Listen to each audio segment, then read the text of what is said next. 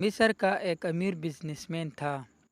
اس کی عمر 50 سال کے لگ بھگ تھی کہ ایک دن اس کو دل میں تکلیف کا احساس ہوا، اور جب اس نے سب سے بڑے ہسپتال میں اپنا علاج کروایا تو انہوں نے معذرت کرتے ہوئے اسے یورپ جانے کا کہا۔ یورپ میں تمام ٹیسٹ مکمل کرنے کے بعد وہاں کے ڈاکٹروں نے اسے بتایا کہ تم صرف چند دن کے مہمان ہو، کیونکہ تمہارا دل کام کرنا چھوڑ رہا ہے۔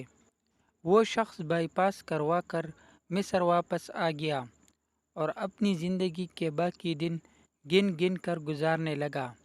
ایک دن وہ ایک دکان سے گوشت خرید رہا تھا جب اس نے دیکھا کہ ایک عورت کسائی کے پھینکے ہوئے چربی کے ٹکڑوں کو جمع کر رہی ہے۔ اس شخص نے عورت سے پوچھا، تم اسے کیوں جمع کر رہی ہو؟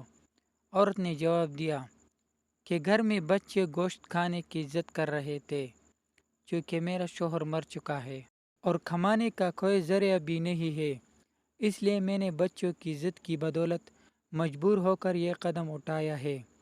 اس پھینکی ہوئی چربی کے ساتھ تھوڑا بہت گوشت بھی آ جاتا ہے۔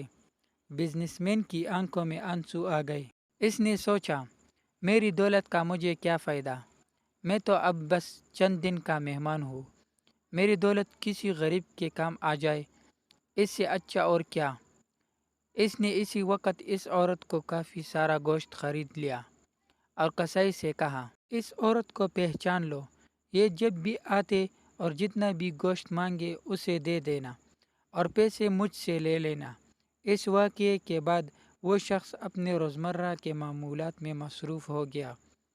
کچھ دن اسے دل میں کسی تکلیف کا احساس نہ ہوا، تو اس نے لیبارٹری میں دوبارہ ٹیسٹ کروائے۔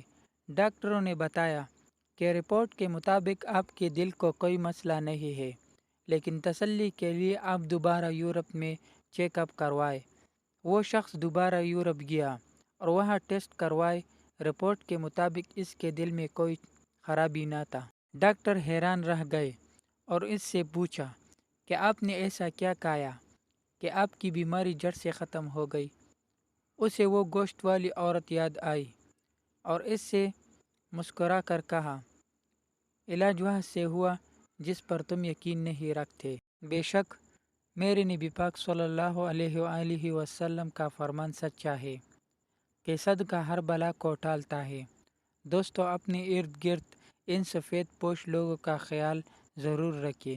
دوستو، امید ہے کہ آپ لوگوں کو یہ ویڈیو پسند آئی ہے، تو ویڈیو کو لائک اور چینل کو ضرور سبسکرائب کریں، ساتھ میں ہونے والے بیل آئیکن کو بھی پریس کریں تاکہ ہر آنے والے ویڈیو آپ کو بروقت مل جائے۔